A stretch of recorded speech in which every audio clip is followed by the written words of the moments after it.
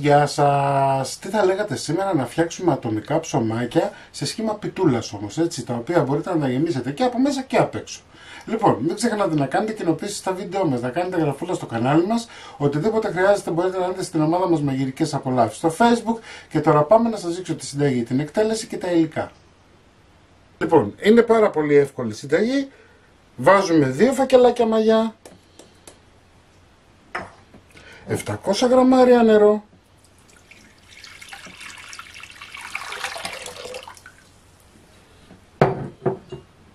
ένα κιλό αλεύρι για όλες τις χρήσεις,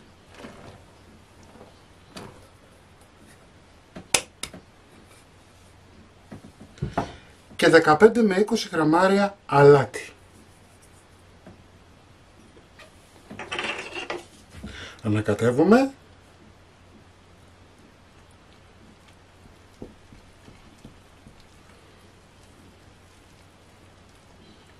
Συνταγή είναι χωρίς ζύμωμα, έτσι, χωρίς μίξερ.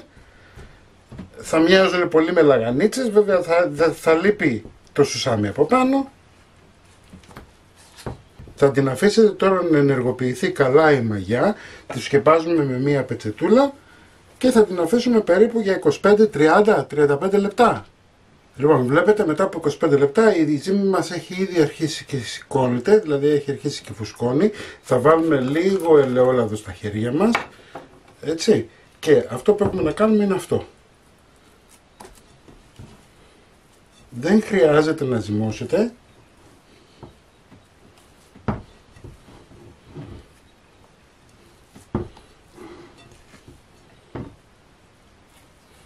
Λοιπόν, αυτό το κάνουμε για να φύγει ο αέρας μέσα από το ζυμάρι που υπάρχει, έτσι, και για να δώσουμε χρόνο στη μαγιά να ξαναενεργοποιηθεί. Εάν σας κολλάει στα χέρια, λίγο λαδάκι. Λοιπόν,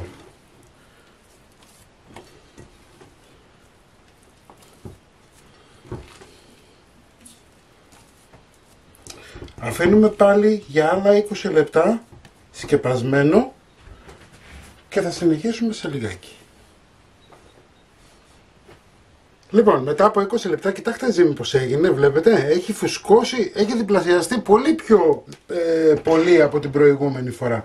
Λοιπόν, τι θα κάνουμε τώρα, βάζουμε αλεύρι στον πάγκο μας, έτσι, είναι εξτρά το αλεύρι αυτό από το κιλό που βάλαμε. Θα διάσουμε τη ζύμη.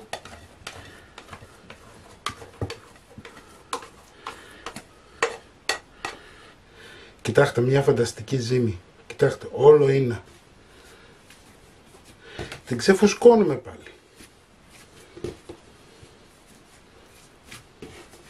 Τραβάμε, έτσι, δεν ζυμώνουμε. Τραβάμε, δεν ζυμώνουμε.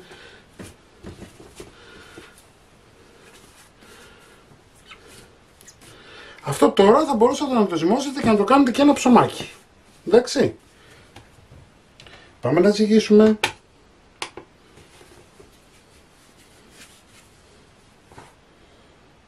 Είναι 1760 γραμμάρια.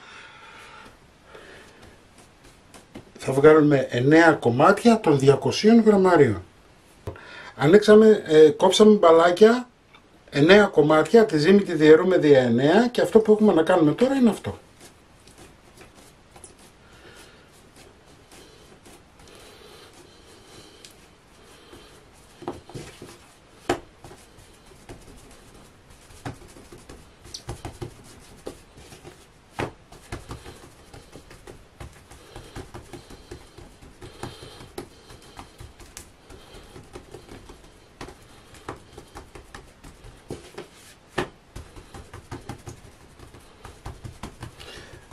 Καθόλου πλάστη, τίποτα, το ανοίγετε, βλέπετε, ανοίγει μόνο του σιγά σιγά, ειδικά όταν ξεκουράζεται λιγάκι η ζύμη, ανοίγεται μόνο του, χωρίς να υπάρχει πρόβλημα κανένα. Με τα δάχτυλά σας πιέζετε, όπως σας δείχνω,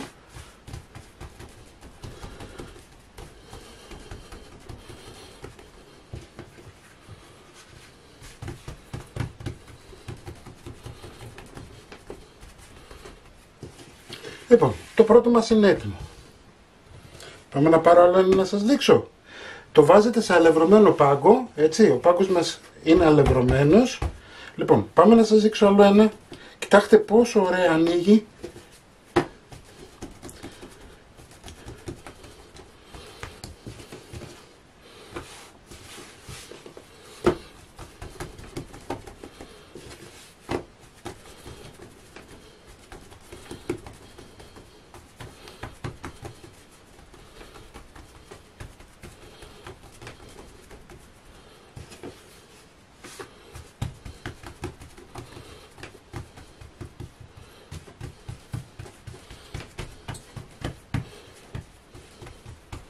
Προσπαθούμε να το ξεφουσκώσουμε όσο μπορούμε. Εντάξει, έτοιμο και αυτό. Πάμε να ανοίξουμε ένα άλλο.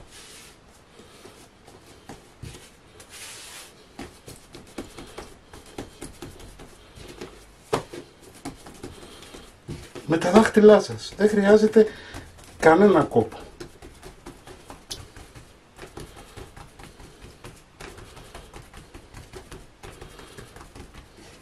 Λοιπόν, κατά αυτόν τον τρόπο θα ανοίξω και εγώ όλα τα υπόλοιπα και θα σας δείξω σιγάκι τη συνέχεια. Λοιπόν, ανάβουμε το φούρνο μας στο full, αντιστάσεις, εντάξει.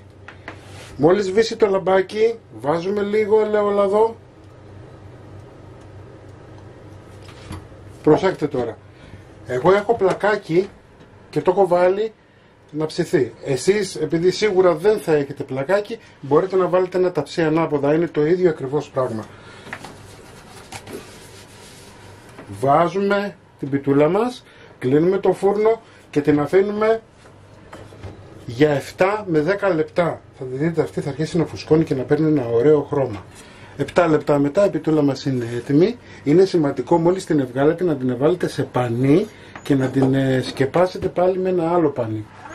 Λοιπόν, πάμε στην επόμενη. Κάνουμε μερικές τρυπούλες. Πιέζουμε λιγάκι γιατί δεν θέλουμε να μας φουσκώσει. Βάζουμε λίγο ελαιόλαδο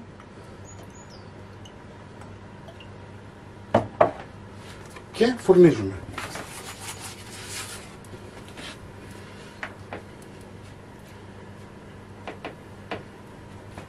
Αφήνετε 7 λεπτά να ψηθεί και συνεχίζουμε με την επόμενη. Λοιπόν, οι πιτούλες μας είναι έτοιμες.